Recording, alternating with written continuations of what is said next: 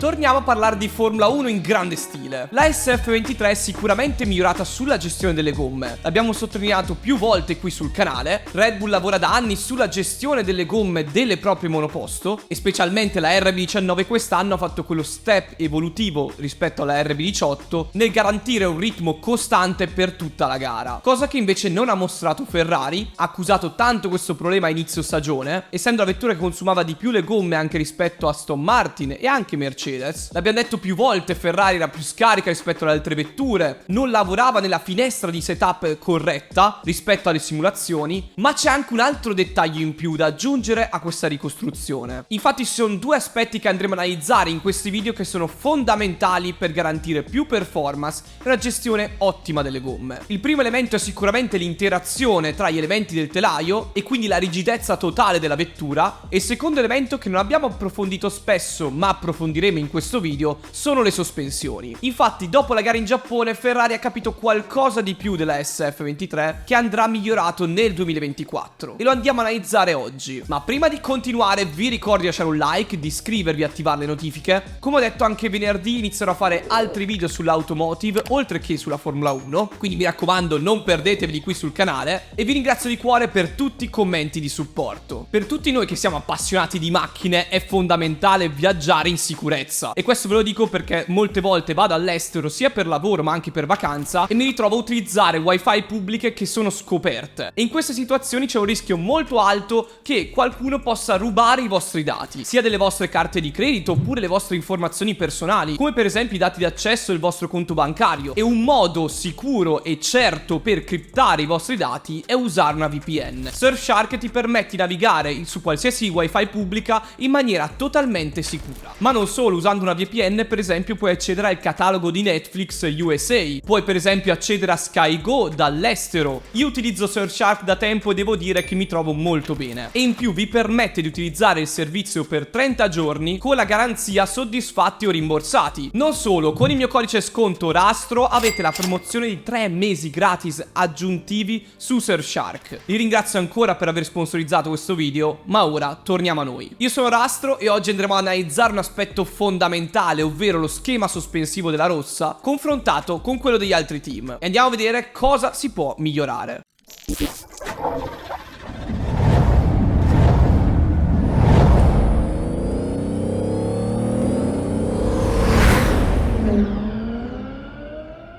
Nella Formula 1 moderna e specialmente nelle vetture a effetto suolo è fondamentale mantenere un valore elevato della rigidezza. Mi sto riferendo ovviamente a tutti gli elementi della monoposto, ma in particolare al telaio, che non deve avere una flessione laterale o longitudinale. E vi starete chiedendo sicuramente, ok, va bene che è importante avere una vettura rigida, però dopo vai a aumentare il peso, e questo non è uno svantaggio per una macchina in Formula 1? Ovviamente bisogna cercare di trovare il giusto compromesso tra rigidezza e peso, ma la rigidezza è fondamentale perché ti permette di prevedere il comportamento della monoposto in pista. Se una monoposto in Formula 1 non fosse abbastanza rigida andrebbe a cambiare il suo comportamento durante la marcia, anche a causa dell'elevato carico aerodinamico che sente la monoposto in curva. E se una monoposto va a cambiare troppo il suo comportamento, il team deve intervenire sullo schema sospensivo per rendere la monoposto più rigida, e per questo si va a cambiare il setup delle barre di torsione e rollio. E questa è tipo l'ultima spiaggia per i team per rendere la monoposto più prevedibile, perché comunque va a cambiare il bilanciamento della monoposto e, come diciamo spesso, va a peggiorare l'handling, quindi la maneggevolezza della monoposto, che è qualcosa che qualsiasi pilota non vuole sulla propria macchina. Quindi bisogna sempre trovare il giusto compromesso tra una macchina facile da guidare ma al tempo stesso che abbia lo stesso comportamento in tutte le curve della pista. Ovviamente l'efficienza del telaio varia a seconda del circuito. Più un circuito è carico, più il telaio sarà influente, meno un circuito è carico, meno comporta uno svantaggio questo elemento, proprio perché nelle piste più lente, essendo minore il carico aerodinamico affrontando le curve a una bassa velocità, va a cambiare di meno anche il comportamento della monoposto, anche se la monoposto è meno rigida. E per questo nelle piste più lente si vede il vero valore della vettura, che mostra il potenziale dimostrato in galleria del vento e nelle simulazioni. Proprio per questo vediamo che i team che hanno una monoposto forte al simulatore nelle piste più lente non hanno tanti problemi, mentre nelle piste più veloci sembrano riscontrare dei problemi di differenza tra quello che hanno verificato misurato nel virtuale e quello che si sperimenta poi in pista. Un altro aspetto da considerare è che ogni team di Formula 1 va a sostituire il telaio quando è troppo usurato e per questo non rispetta più i parametri di rigidezza che aveva il progetto all'inizio, perché è normale avere delle microfratture all'interno del telaio, vuoi per diversi avvallamenti, per dei passaggi sul cordolo troppo aggressivi. Ci sono diverse motivazioni per cui il telaio si usura e se queste fratture sono lievi si va a intervenire con della resina per mantenere il livello di rigidezza necessario, ma se questo non è abbastanza si deve intervenire e sostituire l'intero telaio. Anche le varie giunzioni del telaio, delle sospensioni, del motore possono usurarsi nel tempo e anche per questo i vari ingegneri e piloti non riescono a trovare una correlazione con quello che verificano al simulatore nel virtuale, perché magari il telaio ha subito delle modifiche di usura che non rispecchiano poi i valori del virtuale, cambiando di base la rigidezza della monoposto, che è il parametro base su cui si valuta poi una macchina. E cosa c'entra tutto questo con Ferrari? C'entra come questo elemento perché abbiamo visto più volte quest'anno come Ferrari non riusciva a ritrovare la correlazione tra i dati in pista e quelli al simulatore e molto spesso si andava a sbagliare il setup, mentre Red Bull dall'altra parte, che sapevamo già che aveva vinto il mondiale a marzo praticamente, quando Russell disse che Red Bull poteva vincere potenzialmente tutte le gare quest'anno e per ora l'ha fatto tranne la gara di Singapore, e la RB19 vediamo che è una macchina molto rigida nonostante abbia un peso contenuto. E come ha sottolineato lo stesso Adrian Newey è fondamentale non sbagliare il telaio e le sospensioni perché sono elementi che non si possono modificare poi durante la stagione perché c'è il budget cap che è molto stringente e non permette modifiche sostanziali su queste aree. La RB19 è molto rigida sul telaio e le sospensioni, anche le varie misurazioni sono quasi perfette e per questo riesce a dare la paga a tutti in ogni weekend. Si era sentito delle varie direttive da TD39, TD18 che avrebbero cambiato qualcosa, così non è stato, come abbiamo confermato già più volte qui sul canale. E come sottolinea lo stesso capo progetto di Red Bull, durante il corso dell'anno l'aerodinamica si può modificare, mentre il telaio e le sospensioni sono due elementi molto difficili da modificare, richiedono tante ore di lavoro e in più sono anche una grande spesa sul budget cap. Mentre dall'altra parte è evidente che Ferrari ha sbagliato l'interazione tra le sospensioni e il telaio e questo lo si nota principalmente sulla sospensione anteriore. Ora arriviamo al punto più importante del video. Vi ricordo, se vi piacciono i video sul canale lasciate un like, iscrivetevi, attivate le notifiche così non vi perdete nessun contenuto a tema automotive e Formula 1. Vi ringrazio del supporto e ora torniamo a noi. Questo elemento è stato evidente per tutte le piste di quest'anno perché Ferrari ha fatto molta fatica nelle piste front limited. E questo perché? Perché l'anteriore di Ferrari non è abbastanza preciso. Infatti durante l'anno sono emersi diversi dubbi sui cinematismi all'avantreno, soprattutto per quanto riguarda il recupero del camber della SF23. E questo consiste nel mantenere stabile l'inclinazione statica della ruota in curva. Sappiamo che l'anti-dive delle altre vetture, pensiamo Red Bull, McLaren, Aston Martin, si aggira al 15% e quindi ritroviamo un angolo di inclinazione del triangolo della sospensione anteriore più marcato, mentre la SF23 ha un camber gain minore rispetto alle altre vetture ed è un grosso limite. In più la lunghezza dei bracci sospensivi è praticamente identica tra di loro e questo comporta una gestione dinamica delle sospensioni molto complicata. E cosa va a cambiare nel concreto questa variazione dell'anteriore? Ferrari ha cercato di abbassarla a monoposto come abbiamo visto con il nuovo fondo che ha portato risultati positivi aumentando il carico e quindi riuscendo a ottimizzare la gestione delle gomme, ma sappiamo che già a inizio stagione Ferrari aveva cercato di abbassare il telaio della vettura rispetto alla F175 e questo lo si nota anche dalla variazione del muso all'anteriore sulla S che vedete nella congiunzione con la chiglia, che porta a un riabbassamento poi del telaio rispetto alla linea orizzontale della F175, così come anche una modifica dello splitter. Questa modifica fatta sul muso all'anteriore, modifica obbligata perché Ferrari ha cercato di abbassare il telaio, ha comportato quindi anche una gestione peggiore della sospensione anteriore, che aveva uno schema adatto alla F175 e meno a questa SF23, che quindi andrà rivisto nel 2024, cercando magari un anti-dive più marcato come fanno anche Red Bull e gli altri team. Abbassando il centro di massa della SF23 rispetto alla F175 hanno cambiato anche un certo valore del ride della sospensione anteriore, che vuol dire quindi l'inclinazione dei braccetti. E questo elemento della sospensione anteriore modificata con la variazione di altezza del telaio ha cambiato inevitabilmente anche il comportamento della monoposto all'anteriore, risultando la macchina meno rigida del solito, con una diminuzione anche del centro di gravità, e questo ha comportato meno grip sulle ruote anteriori, che è un elemento che non piace ai piloti, specialmente quelli che hanno una guida sovrasterzante, quindi tendono ad avere l'anteriore come perno per far scivolare il posteriore, anteriore, come Leclerc, come Verstappen. Per questo Leclerc non si trova bene su questa SF23, perché il grip all'anteriore è sensibilmente diminuito tra la SF23 e la F175, e questo sarà un elemento che andrà modificato nel 2024. Sicuramente nelle piste dove ci sono tante curve veloci, tante curve in appoggio, tanti cambi di direzione, questo limite all'anteriore si fa sentire. L'abbiamo visto per esempio a Silverstone, e anche in Giappone Ferrari ha fatto fatica nel primo settore nei confronti di McLaren. Vedremo come sarà la situazione in Qatar, che sembra essere una pista simile al Giappone e Silverstone come layout, ma inciderà tanto anche l'asfalto, che sembra essere più liscio, e anche il livello di grip della pista, e staremo a vedere come la Ferrari potrà migliorare con il setup in questa pista qui. Sappiamo che quello al fondo è stato l'ultimo aggiornamento della SF23, ora in Galleria del Vento e al simulatore si concentreranno sul progetto 2024. Fatemi sapere nei commenti come vedete Ferrari per la prossima gara in Qatar. Ormai siamo in Race Week. Secondo voi potrà dimostrarsi seconda forza davanti a McLaren, oppure si confermerà terza? Sono curioso di leggere e rispondere a tutti i vostri commenti. Qui da Astro è tutto, ci vediamo a un prossimo video.